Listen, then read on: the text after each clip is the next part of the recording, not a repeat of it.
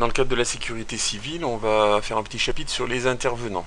Donc, le secours en France est l'un des plus complexes au monde, et les intervenants venant de structures variées vont unir leurs moyens dans le cadre des plans de secours de grande dimension. Donc les pompiers, ils peuvent être volontaires, bénévoles, ils peuvent être militaires, ils peuvent être salariés, fonctionnaires. Le SAMU, avec les SMUR, donc le SAMU c'est le centre d'appel en fait, et puis le SMUR ça va être le véhicule, l'ambulance. La police, donc la gendarmerie, qui est tout à fait dans le dispositif, parce qu'ils sont un petit peu à cheval, les gendarmes, entre la défense et puis le ministère de l'Intérieur. Secouristes bénévoles, donc Croix-Blanche, Croix-Rouge, Fédération française de sauvetage et de secourisme, etc., etc. Il y en a une trentaine qui ont un agrément de sécurité civile. Donc tout ce qui touche à la sécurité civile, donc toutes les structures agréées, les sauveteurs saisonniers, qui sont en général des professionnels quand même, et qui vont venir renforcer les effectifs des maîtres nageurs globalement, hein, et donc ce sont des BNSSA. C'est aussi les associations style SNSM qui va venir renforcer les dispositifs sur les plages pendant la période estivale. Mais ce sont des BNSSA en général ou des maîtres nageurs. Donc les sapeurs-pompiers, 85% des effectifs sont volontaires, donc bénévoles indemnisés. Les professionnels, 30 000 fonctionnaires territoriaux, donc présents dans des centres de secours importants, à temps plein, et des militaires, donc à Paris, donc les sapeurs-pompiers de Paris, et Marseille, les marins-pompiers. Donc comme mission, ils interviennent en équipe, non médicalisée, sur la voie publique, exceptionnellement à domicile, qui a priori est réservé aux ambulances et aux SAMU. Et ils font des interventions particulières, incendie, fuite de gaz, inondation, désincarcération, tout ce qui peut demander des moyens techniques particuliers et puis des compétences particulières. Ils font aussi des interventions des secours spécialisés, donc véhicules équipés d'un médecin, unité mobile hospitalière. Donc ils viennent aussi en complément et en renfort des SMUR dans certains départements. Donc le SAVU, service d'aide médicale urgente, et non pas d'urgence. Donc le SAMU est fixe, le SMUR c'est le service mobile d'urgence et de réanimation, c'est un véhicule. Donc 4 missions, conseils médicaux par téléphone, sans déplacement, donc avis médical. Faire intervenir au domicile des gens en intervenant en fonction de la situation, médecin de garde, équipe de secours. Envoyer sur les lieux d'un accident un véhicule médicalisé, et régularisation régulation des secours sur le département, les transferts, trouver les hôpitaux pour les malades, etc. Donc ces interventions à domicile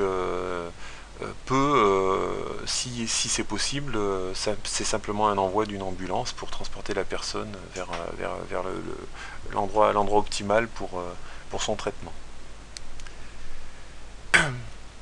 Les ambulances privées, donc qui vont participer au NORIA d'évacuation et puis qui vont venir en aide et remplacer éventuellement les SMUR quand il n'y a pas besoin de médicalisation sur place. Donc ces transports sanitaires sans urgence et à domicile.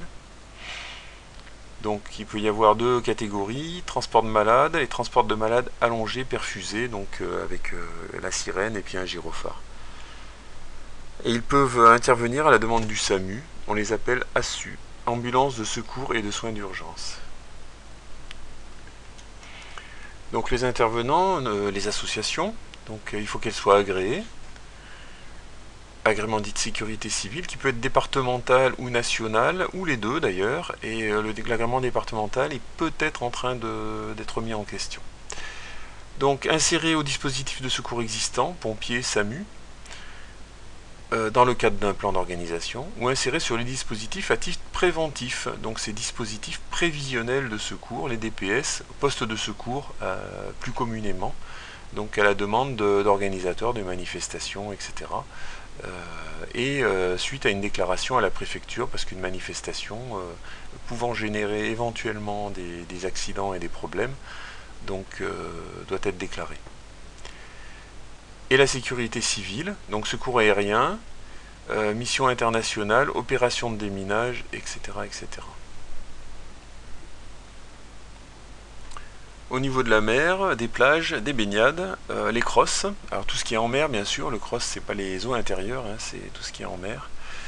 Donc les centres régionaux opérationnels de surveillance et de sauvetage, qui eux-mêmes ont très peu de moyens, bon à part bien sûr un local, des ordinateurs, des téléphones, des radios, ils ont assez peu de moyens opérationnels pour porter assistance. Par contre ils vont eux fédérer et utiliser tous les moyens possibles, que ce soit des moyens des associations, la SNSM, ou les Zodiacs des pompiers, ou l'armée avec les bateaux rapides, etc., etc.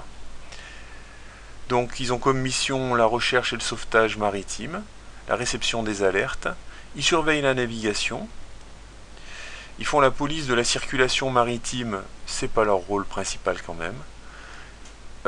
Les pollutions donc marines au niveau de la surveillance, les pêches maritimes, et diffusion des informations relatives à la météorologie et à la sécurité de la navigation. Donc c'est tout ce qui peut être bulletin météo par la VHF ou par téléphone ou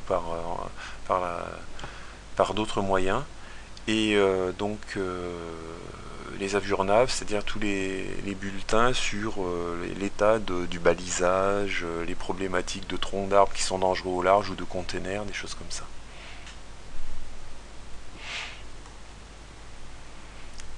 Donc pour les contacter, soit c'est le 16 sur la VHF, donc canal 16, soit le 112. Le 16-16 est remplacé par le 112, il ne fonctionnait pas partout. Et ensuite, on peut téléphoner directement à chacun des crosses pour les contacter. Alors, ce qu'il faut savoir, c'est que le cross Etel Atlantique regroupe en fait et fédère d'autres crosses. Donc la problématique du nombre de crosses existants, globalement il y a 5 crosses au niveau métropole. Et donc le cross Corse étant un sous-cross. Et on a 2 crosses pour Antilles-Guyane et Réunion. Donc ça fait 7 à 8 selon qu'on compte le sous-cross ou non.